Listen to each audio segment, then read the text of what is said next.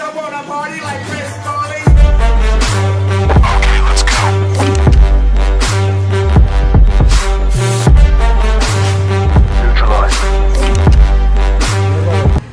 Hello beautiful people, কি অবস্থা সবার? আশা করি সবাই ভালো আছেন। আজকে বেরোয় পড়লাম, ওয়েদারটা খুবই ভালো। আর আপনাদেরকে সাথে নিয়ে চলে যাচ্ছি এখন নোয়াখালীর অন্যতম ঐতিহ্যবাহী দর্শনীয় একটি স্থান। বিকালটা খুবই সুন্দর, ওয়েদার খুব ভালো।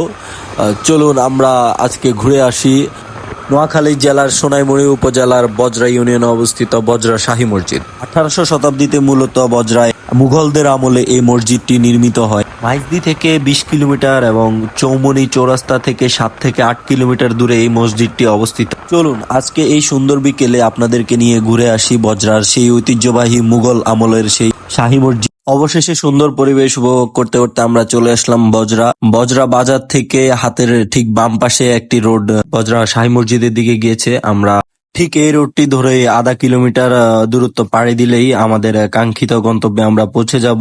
এন্ড ফাইনালি আমরা সুন্দর পরিবেশ উপভোগ করতে করতে চলে এসেছি বজরা শাহী মসজিদ।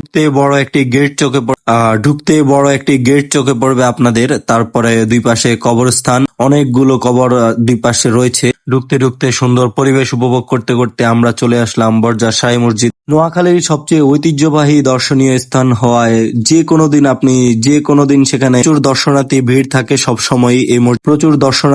থাকে সবসময় এই মসজিদটি দেখার জন্য। মূলত মুঘলদের আমলের প্রায় 300 বছর আগের এই মসজিদটি দেখতে সবাই দূর দূরান্ত থেকে ছুটে আসে। আজ আমরা আপনাদেরকে নিয়ে চলে আসলাম বজরা শাহী মসজিদ উপভোগ করার জন্য। এখানে কিছুক্ষণ ঘোরাঘুরি করব, ছবি তুলবো, মূলত আসরের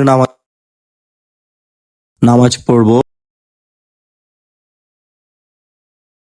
প্রথমে নামাজটা শেষ করব, তারপর আপনাদেরকে পুরো মসজিদটা ঘুরে দেখাবো। মুঘল সম্রাট মোহাম্মদ শাহের রাজত্বকালে 1741 থেকে 42 খ্রিস্টাব্দে মসজিদটি আমানুল্লাহ কর্তৃক নির্মিত হয়। 1911 থেকে 1928 সালের মাঝামাঝি সময়ে বজরা জমিদার খান বাহাদুর আলী আহমদ ও খান বাহাদুর মুজিরউদ্দিন আহমদ মসজিদটি ব্যাপকভাবে মেরামত করেছিলেন। সিরামিকের মোজাইক দিয়ে সাজসজ্জিত করেছিলেন। মসজিদটি বর্তমানে ভালো অবস্থায় সংরক্ষিত এবং এটি প্রত্নতত্ত্ব বিভাগের সুরক্ষিত স্থানগুলির তালিকাতেও রয়েছে।